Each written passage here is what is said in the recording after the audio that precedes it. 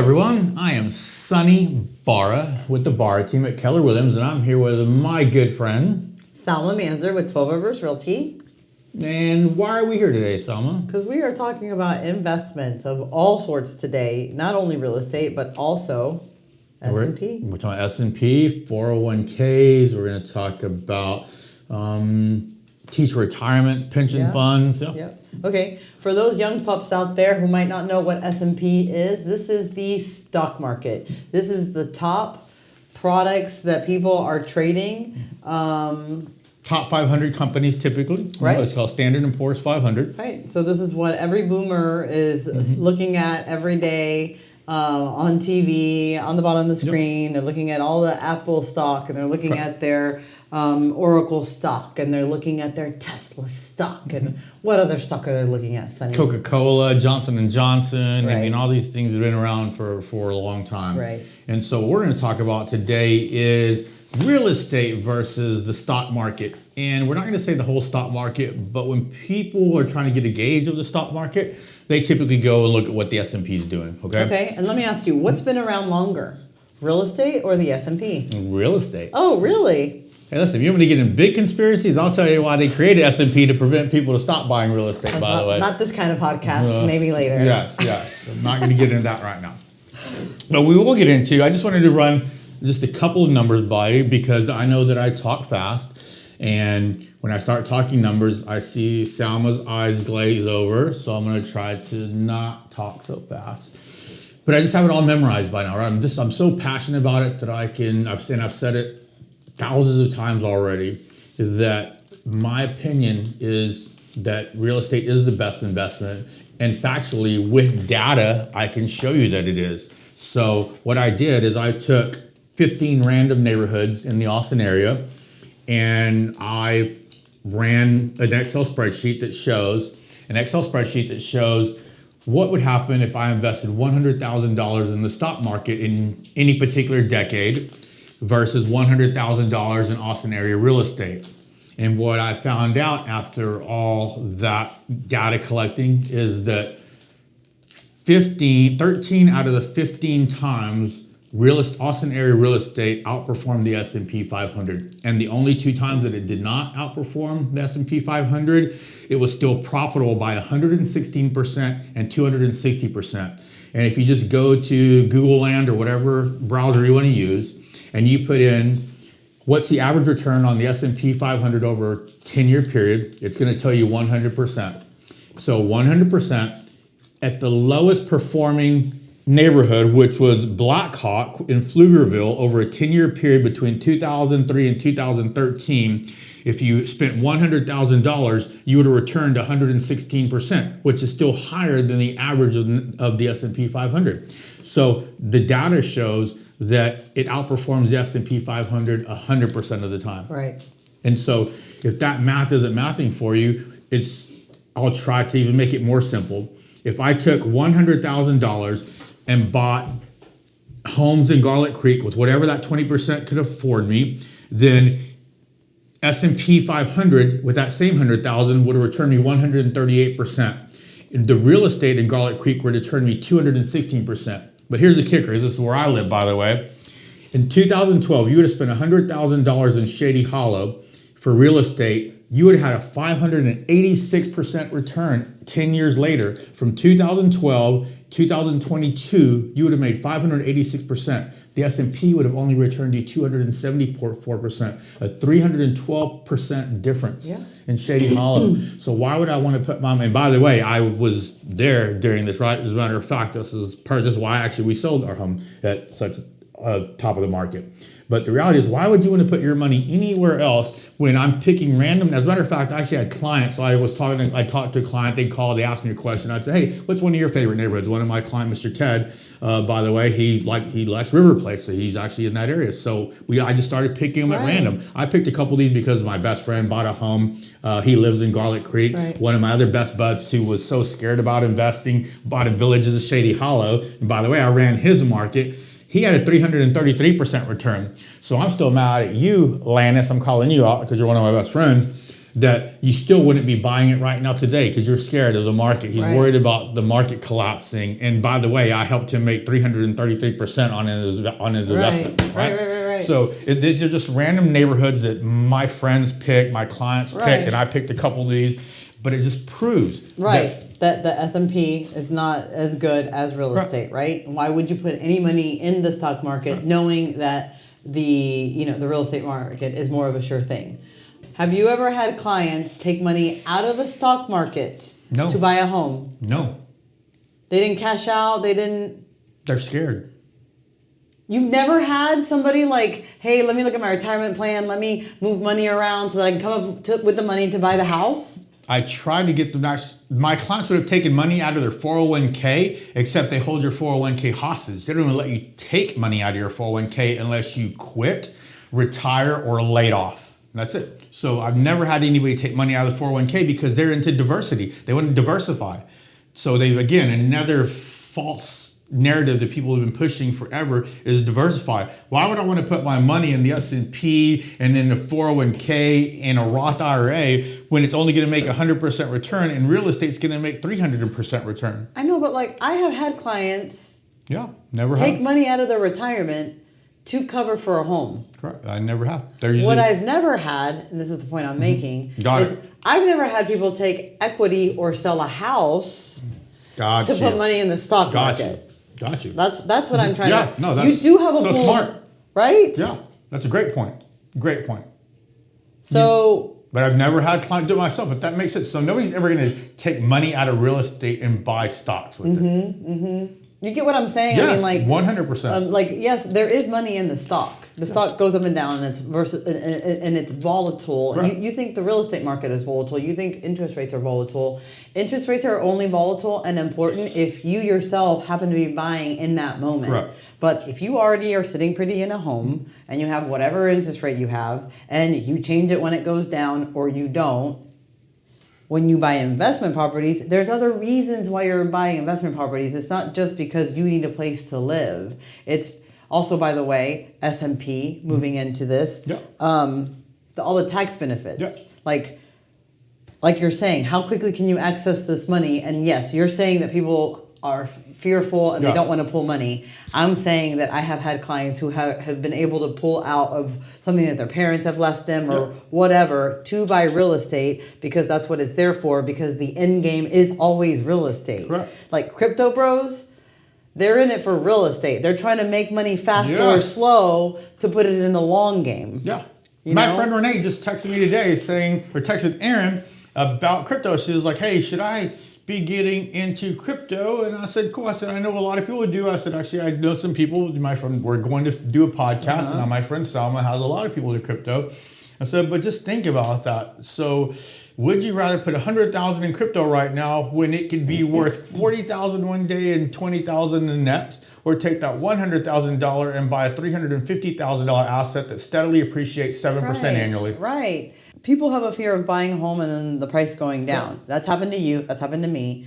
And then you are faced, like we talked about in a different episode, with, hardships sometimes and sacrifices. But again, the end result always returns more than any sacrifice you might have given more times than not in the real estate career, in an investment portfolio. In a 10-year period, it always does. In a 10-year period, it always does. If you can hold on to that over for 10 years, at minimum, your appreciation is going to be 116% just using these neighborhoods. Matter of fact, I can actually pick neighborhoods that are giving you way higher return. Right. I didn't do that purposely because I just wanted other people to pick them so I could prove a point. But the neighborhoods that I know of, secretively, nobody else knows that Salma and I know of, are going to give you even much higher return than these. Let me just simplify the S&P 500 versus the Austin real estate, okay? If you have doubts, if you don't take enough risk, if you feel like, no, but that's just like set it and forget it, and this is too hard over here. If I want to invest in the stock market, I'm going to put $100 in the stock market. Yep. If I want to, and hope for the best in a 10-year period, up and down. Yep. If I want to buy $100 of real estate, I'm I'm going to borrow 75% of that. And Correct. I'm only going to put $25 of it. So I'm putting in a smaller percentage to do what it's going to do, volatile or not. Yes. But I'm already winning in real estate because I'm not even having to put the first Correct. 100. You know what I mean? Explain that better because I'm not explaining it well. That's the purpose. So it's again what we're talking. The reason real estate is the best is because you're getting to leverage other people's money. You're only going to have to come down. So as a matter of fact, even though you're only putting the $25 down out of 100, we're looking at the other. We're going to take that $100 so that we can buy 175% worth, right? So you're going to, that 100 is going to allow you to buy a much larger number. That 100 right now will allow you to buy a $300 number. Versus that 100 you're investing in the stock market is going to be worth 200 later. You're using that same 100 to buy $300 worth that it's going to be worth 500 to 600 later. Exponential. This is why we say the stock market, 1 + 1. Real estate, 1 + 1 = 5. And let me blow your mind with this math. So right now you could actually go to a neighborhood where you can, right now you can go in a neighborhood where you can put $0 down, and in 10 years, most likely that house is going to be worth $200,000 more. So imagine if you went to the stock market and you said, hey, stock market, I'm going to give you $0 right now. 10 years later, will you give me $200,000? It would never happen. Right now, somebody can go buy a home in this neighborhood and put $0 down on a $275,000 home. And in 10 years later, it's probably going to be worth $475,000. So you started with 0. And now somebody 10 years later is going to give you $200,000, assuming you wanted to sell it, but I'll never let you sell it.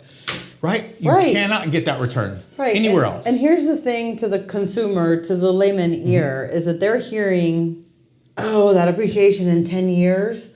Well, having been in the business for 18, having been in the business for over 20, 10 years goes by fast. The other thing that people don't compute in your brain is that you're hearing 10 years, but just because your money's going to grow there for 10 years, it doesn't mean you're going to have to live there for 10 years. Like a lot happens in a life, but we're just saying that we're asking you to put money in places that are guaranteed to grow that money versus to grow that money the fastest versus in places where we know it's going to grow, but maybe slower or maybe at a different pace or you could lose. I mean, you could lose a lot. I mean, you could lose a lot in everywhere, but in everything. But don't be scared of those 10 years, because let's think about this. So one of my very good friends who's a teacher, she's been a teacher for 30 years. We went to middle school together all the way up. She lives literally a minute from my house. Right. So she's putting money to a teacher's retirement, to a pension fund that she hasn't touched in 30 years. Right.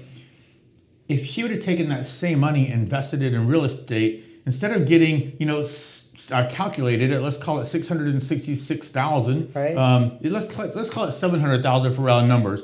That same amount of money in real estate would have returned her millions of dollars. Right. And so she wasn't going to say, "Oh, I'm just going to let." She wasn't worried about that money sitting there for 30 years in a pension until she retires, right? So why would people care about waiting 10 years? Right. For this to double in value? I know. And again, we're talking about 10 years to double in value. But remember in my example of my bungalow that I have in Hyde Park that I've owned for 10 years, lived in it for 5, that thing has given me money year and year and year. And it's about to again. It's about to again. And that was the property that was stressing me out this year. And all of a sudden, everything changes because that's the power of property. Like, this looks like a multi-level marketing scheme, but it's not. It's just you can take one home, leverage it to buy 2 more that are appreciating, even though she's taking money out of this one. These 2 homes are appreciating. Now these 2 homes are appreciating. I know, and all of that is now costing you $3,000 a month, but it originally only cost you... Not even $100,000. I mean, not even $100,000. Oh, no. Right? I mean, for that first house? Yeah. For sure. My first house my first investment property only cost me $40,000. Exactly. Right? But my first primary home only cost me $6,000, and it made me $100 and some thousand, whatever that math was.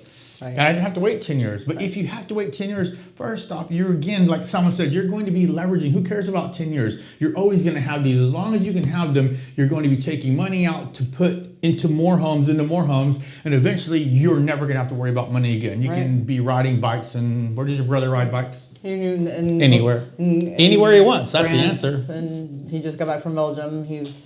He can Yeah. ride bikes anywhere he wants because Yeah. he understands real estate. And more importantly, my niece can go cure cancer.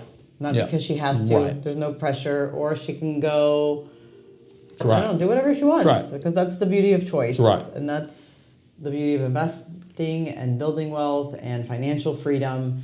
And all the rich people are doing it. Oh, I really wanted to call this podcast series, because Salma didn't let me, I really wanted to call this podcast Fuck 401k. You know why? Because fuck 401k, it's literally robbing Americans, people, of millions of billions and trillions of dollars, because 401ks are giving people money to invest in the stock market, but those stocks are owned by people who are buying $1 billion worth of real estate every year, maybe $1 trillion worth of real estate every year. When you're giving your money to the stock market, you're giving it to CEOs of companies who are buying real estate with your money. Right. Imagine where those guys live. They live in some of the most expensive real estate in the world. It's rich dad, poor dad. It's assets versus liabilities. Right. And the stock market is a liability. Right. And I love debt. I love debt. You do love debt. You a little bit more than I do, but you do love debt. But yeah, that's what it boils down to. Putting your money in the rat race of the stocks and having consumers and purchasers and Black Fridays and did somebody sell or did somebody have a scandal in a company and did that stock go down? Right. Like, no. Are you paying rent? Are you not paying rent? Everybody needs a place to live. If you can't pay it, you can find somebody else that can. Right. You just can. And I've never had one of our properties sit vacant for more than a couple of weeks. And the only reason any of my investment properties sat vacant is because I was just too busy to mess with it. Right. Okay, here's another example that I have just to do quick math. Mm-hmm. When I was having a hard year, and I put all my portfolio to paper with a friend of a very, very, very, very, very smart guy. Great spreadsheet, by the way, friend. Yes, and I'm very lucky to have all the mentors. You know, you've said the guys here at 12 Rivers, and yes, they are the messiah of real estate investing and development. Like, there is no better. Yeah. I scored. In life on that one in my career. So again, in speaking to people and being like, hey, I'm new at this investment thing, and I blew up my portfolio fairly quickly with the success that I had in the real estate market here in Austin. And now I find myself where I am. What do I do? My real estate mind went straight to sell something, make yourself whole, move on with your life. My investor mentors were like, if real estate does anything for you, if investing does anything for you, it gives you choice. So they told me, look at everything and look what it's all costing you. And when it was all one property, remember I told you in the past that property, like, cash flows 500? Well, guess what? One of my other properties was under 500. Right. So it was neutral. And then with another one, I was a little bit, and with another one, I was a little bit. So I ended up being negative $2,000 a month. You were saying that yours cost you $3,000. Basically, my portfolio was costing me $2,000. I realized it wasn't worth it to sell something. The current pain today was a lot more smaller than the big pain in my portfolio and my retirement in my life, and it wasn't worth it. So I made some sacrifices. Now, if I had invested in the S&P, what else would I have had other than sell it? It was done. At low, at low. Sell it when you can. If you need it now, I didn't have to sell low. That's right. You did not have to sell low. There's other ways of figuring it out. And we can leave this for the next episode. The real estate makes money for you even when you think you're losing. Correct. And even though Salma said she's negative $2,000, she's really not talking about the fact that she's already cashed out hundreds of thousands of dollars from that money. So as a matter of fact, to just say she's just paying back a little bit of a loan that she loaned herself. And again, that's only going to be for a short amount of time. And within a year or two, it's all going to be forgotten about. Not only forgotten, I'm getting a loan. I'm getting a loan on that money. I'm getting a loan on that debt. Right. I'm leveraging. Right. It's the L word is the best word. Right. L word is the best word. F word used to be the best word, but L word's the best word. Yeah. And by the way, listen. By the way, Salma, we need to really. I'm going to break out another spreadsheet later because I want to show. Like I'm open. I'm an open book. Everybody knows me. I tell everybody about all my business. Aaron's like, why do you tell everybody all our business? Well, because I just want people to know that if I can do it, anybody can do it. I am nobody, by the way. I am nobody. If anybody can do it, I can do it. Can you do it? I can do it. If I can do it, anybody can do it. So I'm going to show everybody all the numbers, like how much it cost me, how much it's worth now, how much I took out of it already. That way people can really see, right? People would need to know. I'm going to show you actually a spreadsheet, one of these episodes about one of my investor clients who, when I first met, was living in a small neighborhood in South Austin in a $180,000 home, and now he owns millions of dollars of real estate. Right. Millions. Right. It doesn't take very long. Back in the day, people got married because you got set up by your parents and it was beneficial for the family and it was a business to get married, okay? So things change and evolve. And back then, that's how people acquired property, by marrying your daughter off to the guy with more property, right? Or by trading in the cow. And now some people think, well, now it's impossible to acquire property. It's just too expensive. Yeah. But like where there's a will, there's a way.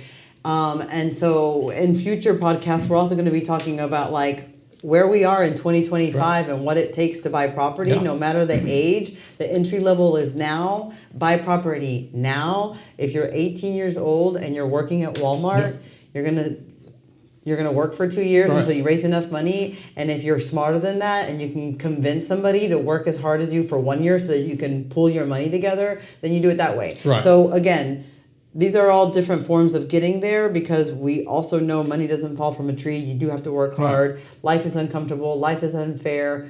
We are aware, and we're just telling you, you're going to have to work in life to get anywhere. You might as well work towards this that will expedite your life. Like Sonny, the reason why I tell these people is because like I almost feel like you have to have your foot in this door. Yeah. To kind of start that financial route to hopefully financial freedom. For sure. But like there are pitfalls, there are down markets, and people make mistakes. There's taxes. There's a lot of things to learn here and a lot of things to benefit from. But how big is your risk if you can move into a home with zero money down and have the greatest chance of making $200,000? Right, 10 years later, where's the risk in that, right? Even if the home collapsed in value 2 years later, you broke both your legs, you couldn't work. Okay, your worst case scenario is that you just move out of it and you rent it to somebody else and somebody else is paying it for you. Right. There's literally like I can't think of a way where all of a sudden you're going to be out $100,000 when it costs you zero to move in. Right. Did y'all hear what he's saying? Like the worst case scenario is actually if you have to sell something. And if you have to sell something, I guarantee you that on your worst day, whoever sold something still lived in it. You know, like it provided shelter for them. And then like you were going to pay rent. Bad things happen and you weren't going to be living somewhere else for free, right? You were still paying rent or you're paying equity to yourself. Right. And in this scenario, it didn't cost you anything to move in. So in this scenario, it's literally there's no way to lose. Right. There's no way to lose because you move out and your mortgage payment covers your rent. And in this scenario, it does because I already ran the math. This is a real life scenario. And that's what I'm trying to explain to people. And that's what we're trying to explain in this podcast is that, again, like the necessity for shelter, unless you're extremely unfortunate and homeless, is pretty universal. In other words, most people in America, unless you're homeless and part of that population, have a home and you're paying for it, right? Unless you're a kid or whatever. Again, going back to the S&P, you have to be affluent enough to have a little money to invest in that risk. Whereas most people need shelter and are going to have to pay for it. So work hard, finagle hard to get your foot in that door as quickly as you can. It's not impossible. It doesn't matter where you end up or how you get there. But again, get there as quickly as you can because that's how you exponentially grow it. For sure. And you're reducing the risk by having someone like Salma and I because of our experience. I tell this to my girls all the time. Listen, my girls are way smarter than I will ever be, but it's going to take them a long time to catch up with my experiences I have, right? So knowledge is what I have over them right now. There's no doubt that one day they're going to have more knowledge than me, but for now, my experience allows me to have the upper hand when it comes being a parent. And the same with real estate, right? So our experience is, no matter how smart somebody is, I'm always saying I'm the least smart of all my friends.